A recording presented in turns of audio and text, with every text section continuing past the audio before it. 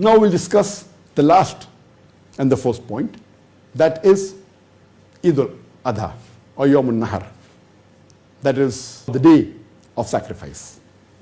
The Eid of sacrifice or the day of sacrifice. And we know that Allah subhanahu wa ta'ala had asked Prophet Ibrahim that what do you love the most in this world? But naturally after Allah subhanahu wa ta'ala, he said, my son, Ismail alayhi salam. And Allah subhanahu wa ta'ala tests Ibrahim alayhi salam that can you sacrifice him for me? And Ibrahim alayhi salam goes and tells his son Ismail alayhi salam, and he said, don't worry father, you will find me steadfast. And on the instruction of Allah subhanahu wa ta'ala, when he's about to sacrifice his son, Allah subhanahu wa ta'ala replaces it with a sacrificial animal. And this is what we remember every year in Eid al-Adha, that we should be able to sacrifice anything in this world for the sake of Allah subhanahu wa ta'ala. And during Youm Nahr, day of sacrifice, and Eid al-Adha, the day of sacrifice, if we have the means, we sacrifice an animal.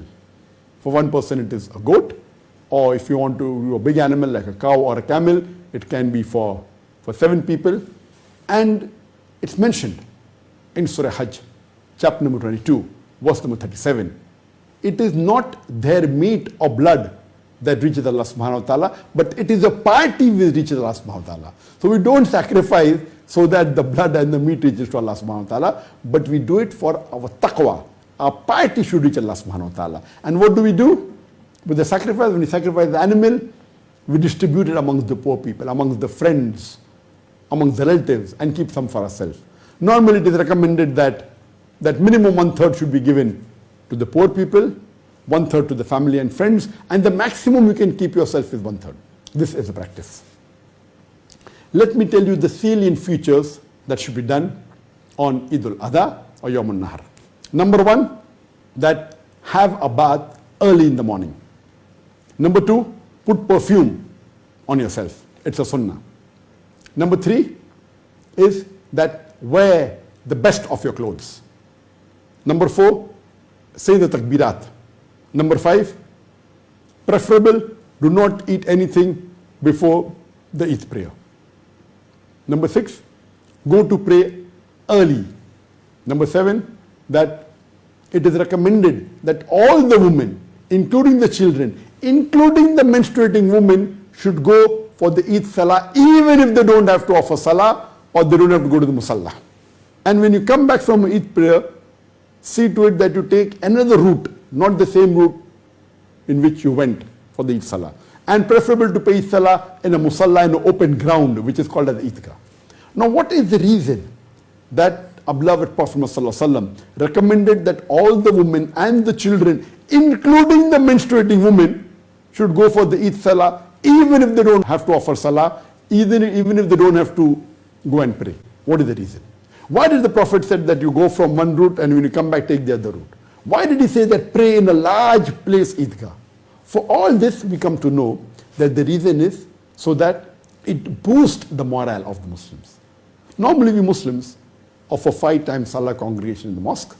Once a week in Jummah we have a bigger congregation. We pray in the Jummah mosque. The congregation is multiple times bigger than what congregation we have during the 5 times Salah. And twice in the year, during the Eidain, the Eid al-Fitr and Eid al-Adha, the Prophet recommended that you pray in an open ground known as the Eidgah. Why? So that a larger number can gather. Imagine if you're living in a village and during the Eid Salah you come to know there are 30,000 Muslims, there are 40,000 Muslims. The morale of the Muslims is boosted. And if you're living in an area which has got non-Muslims also, the non-Muslim will think 10 times before interfering with the Muslims. Oh, the Muslims are 30,000 in number, 40,000 in number.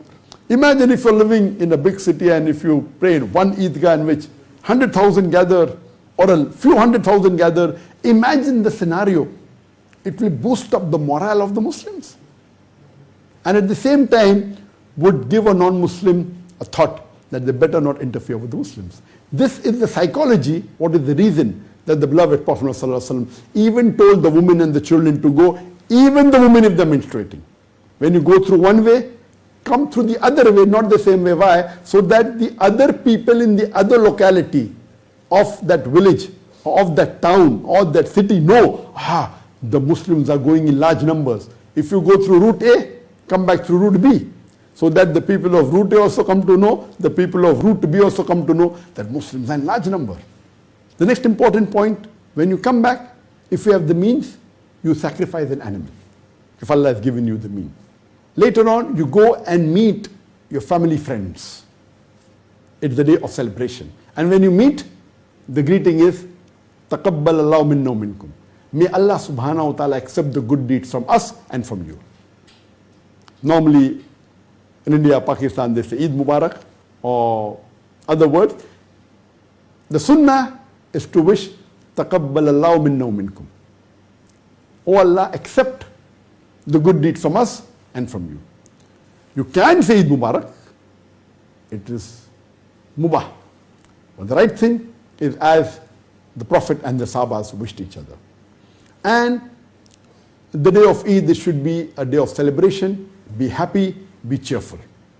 Let me tell you the important points of the Eid Salah before I end this talk.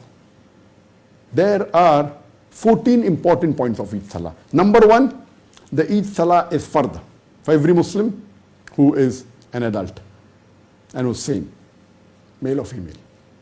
Number two, it is offered between the time after the Fajr Salah and before the Dhuhr Salah, but the earlier you offer, the better it is. Number three, it should be offered in an open ground, a musalla, also known as the Eidgah. Number four, that if Eid falls on a Jummah, then praying Jummah on that day is not fard. But it is sunnah, it is recommended. If you pray, it is good. But if you want, you can abstain from praying Jummah Salah. At that time, you should pray only the Zuhr Salah. Next point, number 5, is that there is no adhan or no aqama before the Eid Salah. Number 6, there is no sunnah before the Eid Salah or after the Eid Salah. Number 7, the Eid Salah is of 2 rakah. Number 8, there are 6 extra takbirat in the first rakat before Surah Fatiha, besides the takbirat ihram. Along with that, there are total 7 takbirat in the first rakat before Surah Fatiha. In the second rakat, after you get up from the sujood, in the starting of the second rakat, after seeing the takbir, there are 5 additional takbirat before the Surah Fatiha in the second rakat. 9th point is that it is sunnah to recite Surah Ala in the first rakat and Surah Ghashiyah in the second rakat. The 10th point is, it is also a sunnah, you can recite Surah Qaf in the first rakat and Surah Qamar in the second rakat. The 12th is that after the Eid Salah, there is a khutbah. The 13th point is, it is recommended that you hear the khutbah of the Imam after the Salah. But it is not a fard. It is highly recommended. And the 14th point is, when you go for Salah from one route, see to it while coming back, you take the other route. These were the 14 salient points of the Eid Salah. And I've covered in brief, in as short a time as possible, the importance of the first 10 days of Dhul Hijjah.